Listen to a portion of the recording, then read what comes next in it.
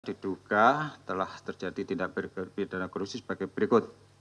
Pada bulan Juli tahun 2024, Saudara RM menyampaikan bahwa yang bersangkutan membutuhkan dukungan berupa dana dan penanggung jawab wilayah dalam rangka pemilihan gubernur Bengkulu pada Pilkada serentak bulan November 2024. Selanjutnya pada sekitar bulan September sampai dengan Oktober 2024, Saudara IF mengumpulkan seluruh ketua OPD dan kepala biro di lingkup Pemda Provinsi Bengkulu dengan arahan untuk mendukung program Saudara RM yang mencalonkan diri kembali sebagai Gubernur Bengkulu. Saudara SF menyerahkan uang sejumlah 200 juta rupiah kepada Saudara RM melalui Saudara EP dengan maksud agar Saudara SF tidak dinonjobkan sebagai kepala dinas. Saudara TS mengumpulkan uang sejumlah 500 juta yang berasal dari potongan anggaran ATK, alat tulis kantor, potongan SPPD, surat perintah perjalanan dinas, dan potongan tunjangan pegawai. Terkait hal tersebut, Saudara RM pernah mengingatkan Saudara TS, apabila Saudara RM tidak terpilih lagi menjadi gubernur, maka Saudara TS akan diganti. Saudara SD mengumpulkan uang sejumlah 2,9 miliar.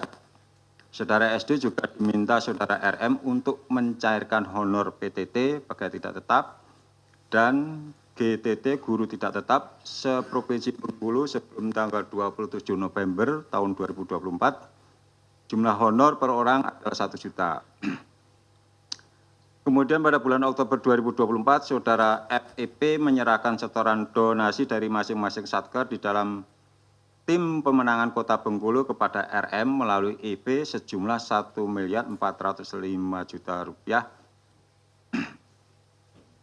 Kemudian selanjutnya para pihak tersebut dibawa ke Jakarta. Tadi sudah dibawa ke Jakarta dan kemudian dilanjutkan dengan pemeriksaan kepada para pelaku terduga korupsi. Atas fakta peristiwa tersebut, kemudian KPK telah menemukan adanya permulaan bukti yang cukup dan menaikkan perkara ini ke tahap penyidikan.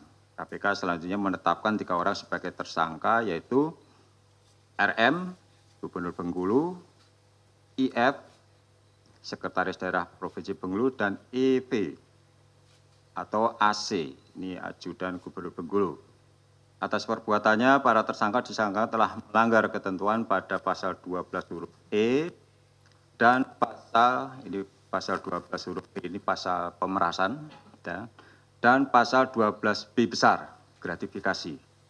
Undang-Undang Nomor 31 Tahun 99 sebagaimana telah dirubah dan Undang-Undang Nomor 20 Tahun 2001 juga pasal 5 KUHP. KPK selanjutnya akan melakukan penahanan kepada para tersangka untuk 20 hari pertama terhitung mulai hari ini tanggal 24 November tahun 2024 sampai dengan tanggal 13 Desember tahun 2024. Penahanan dilakukan di rutan cabang KPK. Apakah ada kaitannya dengan Pilkada? Iya. Nah, tadi yang saya sampaikan kan, ini penggalangan terkait dengan dukungan, ya permintaan dukungan ini kan sudah dimulai dari bulan Juni-Juli ya.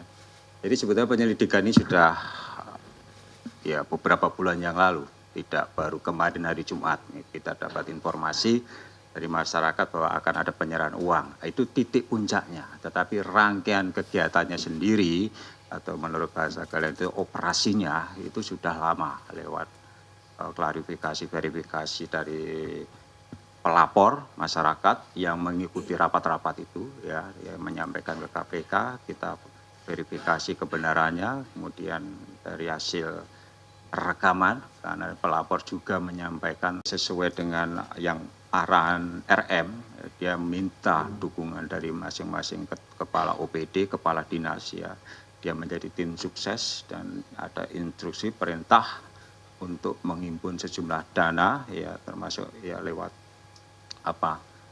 potongan dari PTT ya, perbaikan tunjangan TPP kok PTT, TPP ya tunjangan perbaikan penghasilan pegawai itu dipotong termasuk juga dari ya iuran mungkin dari pengusaha dan lain sebagainya itu ya, tujuannya untuk ke sana. Jadi apakah ada nuansa politis? Saya kira tidak, karena saya sampaikan tadi bahwa penyelidikan dimulai sudah lalu, bahkan sebelum pendaftaran kali ya, sebelum pendaftaran calon. Ya. Calon sudah mulai melakukan penyelidikan. Tidak tahu partai mana yang mendukung, ya. Jadi tidak ada hubungannya dan saya pastikan itu ya tidak ada kaitannya dengan partai tertentu, warna tertentu. Ya, ini murni penindakan itu karena berdasarkan informasi dari masyarakat ya dan mungkin juga dari para pegawai yang merasa keberatan untuk membayar iuran yang diminta oleh RM tadi. Kemudian ya bagaimana mencegah money politik ya. Saya setelah kejadian ini mendapat WA dari beberapa nomor yang enggak saya kenal. Dia menyampaikan, Pak, ini di daerah tertentu juga sama. Gitu kan. Dia sebut bahkan sudah dalam taraf TSM, terstruktur, ya, sistematis, masif. Dan ya ini kan sudah lama fenomena seperti ini kan, gitu kan. Bahkan dari kajian KPK bersama LIPI dan juga Mendagri sendiri kan sudah melakukan penghitungan rata-rata berapa sih biaya yang dibutuhkan oleh seorang kepala daerah itu, ya tingkat 2 itu kalau nggak salah ya itu 20 sampai 30 miliar. Kemudian tingkat provinsi sekitar 50 miliar. Itu baru untuk mencalonkan loh, ya biaya kampanye. Belum tentu menang. Kalau mau menang ya 2 kali lipat atau 3 kali lipat. Ya konon seperti itu. Jadi kemenangan itu ya banyak bergantung pada sejumlah uang nanti yang akan diberikan kepada masyarakat kan seperti itu. Salah satunya itu membeli suara.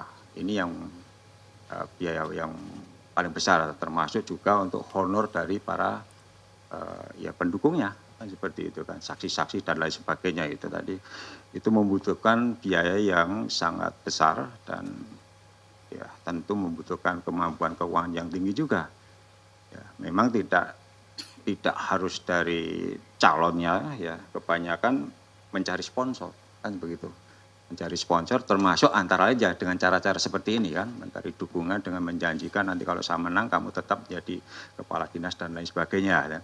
Kalau nggak mendukung, kalau saya menang nanti saya ganti.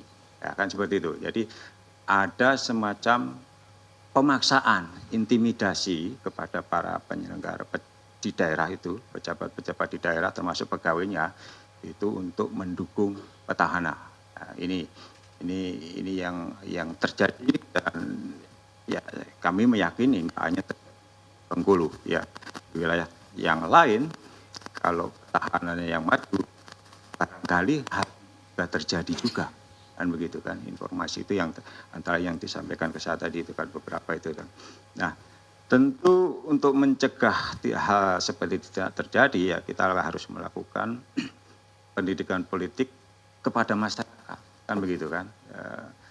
Selalu kami sampaikan supaya pemilu itu berintegritas, pilkada berintegritas kita ada 3 syarat ya. Penyelenggaranya KPU dan KPUD itu berintegritas ya yang nggak mau disuap untuk menaikkan jumlah suara dan lain sebagainya kemudian calonnya juga berintegritas ya tidak mau menggunakan money politik membeli suara dan juga rakyat yang cerdas dan berintegritas rakyat juga nggak mau dong kalau misalnya ada calon yang mau memberikan uang gitu kan. Saya baru dapat forward itu video dari seorang ustadz kalau nggak salah Pak Nur Iskandar atau siapa dia mengkampanyekan politik yang bermartabat. Nah, dia mengatakan kepada ya audiennya itu 300.000 ya misalnya satu amplop itu isinya 300.000 itu tidak akan membuat seseorang menjadi kaya kalau dia dapat. Pun kalau dia menolak tidak juga dia menjadi miskin. Nggak ada dampaknya sebetulnya. Hanya sesaat, mungkin kalau dikasih 500.000 2 hari habis. Tapi dampak yang ditimbulkannya 5 tahun. Itu akan merusak ya kan, suatu daerah atau kepemimpinan atau tata kelola di daerah itu. Ya, kenapa? Iya, tentu saja ketika modalnya itu besar yang dikeluarkan, ya para kepala daerah yang terpilih akan berpikir bagaimana mengembalikan modal. Kalau uang itu dari kantong pribadi. Kalau dari sponsor, pasti kan nggak gratis juga. Dan itu dari survei KPK jelas. Para pengusaha yang memberikan donasi kepada calon kepala daerah berharap nanti kalau ada proyek daerah, ya bagi-bagi dong, kan begitu. Nah, ketika hal itu yang terjadi, korupsi itu menjadi lingkaran yang nggak putus-putus, kan begitu. Nah, ini 5 tahun akan berjalan seperti itu terus. Ya. Kan bagaimana memutus mata rantai itu? Ya udah, itu tadi kita harus berintegritas dalam pemilihan kepala daerah, termasuk penyelenggaraannya itu, sehingga biaya politik itu rendah, ya. Calon-calon juga nggak banyak mengeluarkan dana, ya, dan masyarakat juga mendukung calon-calon yang berintegritas. Nah, itu kan idealnya seperti itu yang kita harapkan, ya, pemilunya pilkadanya dapat berlangsung dengan baik, ya, itu tadi. Itu tugas kita semua, jangan hanya berharap dari KPK gitu kan. Mensosialisasikan, mengkampanyekan pilkada yang berintegritas, memilih calon kepala daerah yang juga berintegritas, juga punya kemampuan, kapasitas, itu kan yang penting itu. Jadi, sehingga apa, kita berharap 5 tahun ke depan, ya daerah itu betul-betul dibangun dengan baik, ya tata kelolanya juga baik. Jangan sampai 5 tahun menjabat, nggak ada perubahan apapun, ya. Kemudian mencalonkan diri lagi, terpilih lagi, 5 tahun lagi, nggak ada perubahan apapun di daerah itu. Ya, 2 periode dia menjabat, udah nggak boleh lagi, dia siapkan lagi pasangannya, ya terpilih lagi, sama 2 periode, 20 tahun suami istri menjadi kepala daerah, nggak ada perubahan. Konyol kan? Ya, kan seperti itu. Dan ini harusnya menjadi apa ya, evaluasi kita bersama bagaimana kepala-kepala daerah yang